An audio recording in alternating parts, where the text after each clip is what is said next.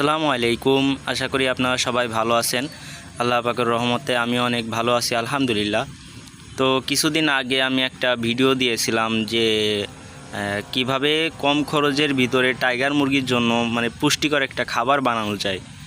তো ওইখানে অনেকে কমেন্ট করেছেন যে ভাই পুরো ভিডিওটা হইলে ভালো হইতো, কিভাবে কি হয়। তো আজকের পুরো ভিডিওটা দেওয়ার চেষ্টা করব ইনশাআল্লাহ। তো আমি ফার্স্টে এখানে মানে কিছু ধান নিয়েছিলাম। ধানটাকে নিয়ে আমি আধা ঘন্টা পানিতে ভিজিয়ে রেখেছিলাম। আধা ঘন্টা পরে আমি পানি থেকে ধানগুলো উঠিয়ে একটা ছালার বস্তা ছালার বস্তার ভিতরে ধানটাকে ছেঁকে নিচ্ছিলাম, মানে ধানটা পুরো নিয়ে নিচ্ছিলাম। তো এখানে মানে ধানটাকে পুরো ছেঁকার পরে মানে এখানে ছালার বস্তা কেন নিয়েছি, ছালার বস্তা নিলে হয় কি জিনিসটা স্যাঁতসেঁতে থাকে, আর এটা শিকড় গজানোর জন্য স্যাঁতসেঁতে পরিবেশটা খুব ভালো। তো এখানে আমি সুন্দরভাবে মানে নেড়েচেড়ে পানিটা যাতে ঝরে যায়, মানে বেশি পানিও ঝরানো যাবে না, যাতে একটু স্যাঁতসেঁতে থাকে। তো এখানে যে এক্সট্রা যে পানিটা ছিল সেটাকে আমি উঁচু করে ধরে মানে ফেলে দিচ্ছিলাম।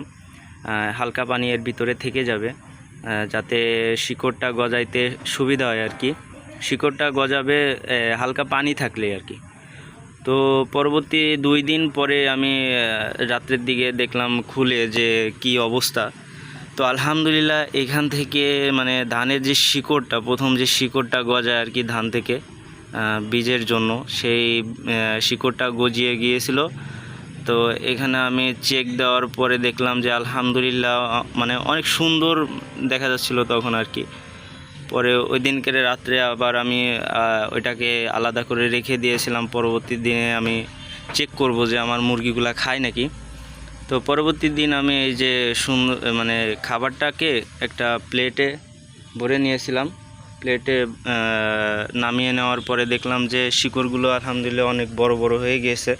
তো এটার ভিতরে অনেক পুষ্টি আছে তো সকালবেলা আমি যখন আমার টাইগার মুরগিগুলোকে ছেড়ে দিই, আসলে এখানে টাইগার মুরগিগুলো অনেকগুলো দৌড়ে চলে গিয়েছে। আর যে মুরগিটা দেখছেন আলহামদুলিল্লাহ আমি পরবর্তীতে দেখলাম যে অনেক সুন্দরভাবে ওরা খাচ্ছে তো সবাই ভালো থাকবেন। আসসালামু আলাইকুম।